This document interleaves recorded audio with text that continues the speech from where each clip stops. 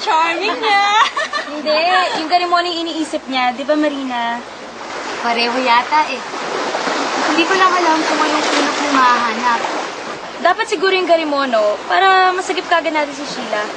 Pero malabo nga yun eh. Kasi di ba sabi niya, nahawakan na niya yung Garimono pero nakuryente siya.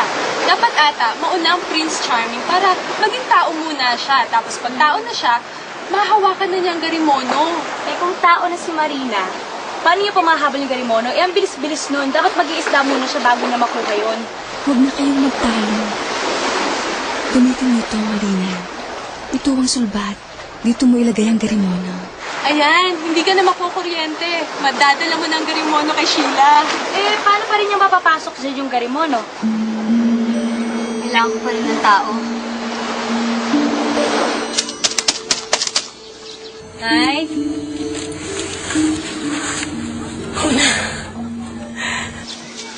Bumalik ka na.